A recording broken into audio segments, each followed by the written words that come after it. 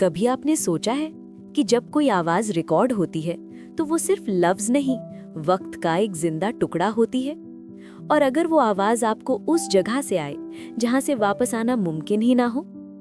स्वागत है आपका bedtime tales by AJ में, जहां कहानियां सिर्फ सुनी नहीं जाती, महसूस की जाती है। रोहन एक सिंपल सा लड़का था, 27 साल का, फ्रीलांस साउंड एडिटर।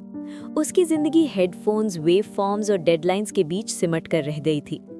एक रात 2:17 पर जब शहर सो रहा था, रोहन का फोन वाइब्रेट हुआ। Unknown number. सिर्फ एक चीज अटैच थी, ऑडियो फाइल। नाम लिखा था lastmessage.wave।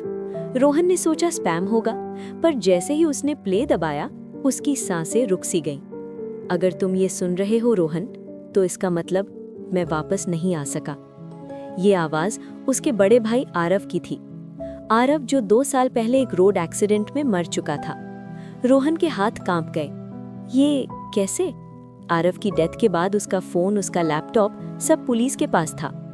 ऑडियो आगे चली। मैंने जो एक्सीडेंट समझा था वो एक्सीडेंट नहीं था रोहन।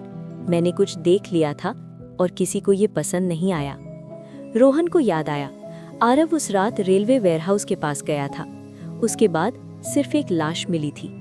ऑडियो के एंड में आरव ने धीरे से कहा, अगर तुम ये सुन रहे हो तो उस जगह मत आना, पर अगर आ गए तो मेरी आवाज फॉलो करना।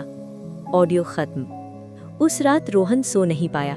सुबह होती ही उसने ऑडियो को सॉफ्टवेयर में डाला। वेव फॉर्म में एक अजीब पैटर्न था, जैसे कोई सिग्नल छुपा हो। फ्रीक्वेंसी आइसोलेट करते ही एक और लेयर निकल आई। विस्परिंग। प्लेटफॉर्म 3।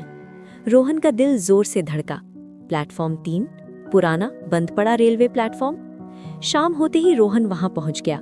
जगह सुनसान थी, जमीन पर पुरानी रेल्स और हवा में सर्दी जैसी उदासी। उसने हेडफोन्स पहने, ऑडियो प्ले की।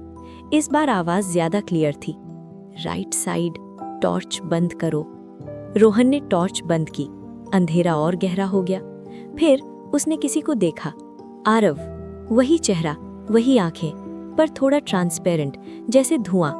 भाई। रोहन के मुंह से बस इतना ही निकला। आरव ने मुस्कुराने की कोशिश की। टाइम कम है। उसने प्लेटफॉर्म के नीचे एक जगह दिखाई। वहां एक हिडन चेम्बर था। अंदर डॉक्यूमेंट्स, रिकॉर्डिंग्स और सीसीटीवी ड्राइव्स। अगर ये बाहर आ गया तो सच जिंदा रहेगा। आरव की आवाज धीरे धीरे फेड होने लगी।